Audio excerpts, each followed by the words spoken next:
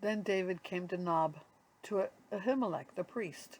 And Ahimelech came to meet David, trembling, and said to him, Why are you alone, and no one with you? And David said to Ahimelech the priest, The king has charged me with a matter, and said to me, Let no one know anything of the matter about which I send you, and with which I have charged you. I have made an appointment with the young men for such and such a place. Now then, what do you have on hand? Give me 5 loaves of bread, or whatever is here.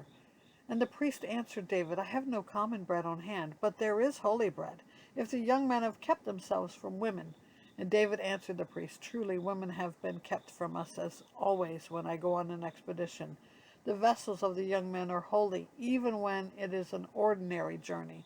How much more will their vessels be holy? So the priest gave them the holy bread, for there was no bread there but the bread of the presence, which is removed from before the Lord to be replaced by hot bread on the day it is taken away.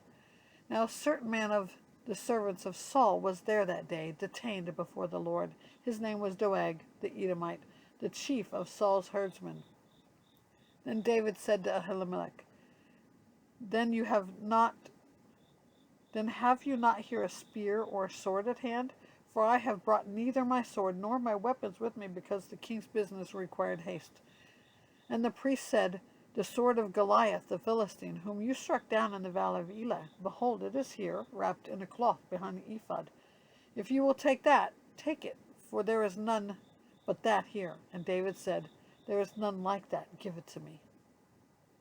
And David rose and fled that day from Saul, and went to Achish, the king of Gath.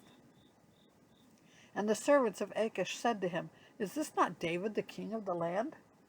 Did they not sing to one another of him in dances? Saul has struck down his thousands, and David his 10,000s.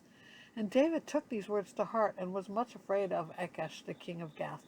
So he changed his behavior before them, and pretended to be insane in their hands, and made marks on the doors of the gate, and let his spittle run down his beard. Then Achish said to his servants, Behold, you see the man is mad. Why then have you brought him to me? Do I lack madmen, that you have brought this fellow to behave as a madman in my presence?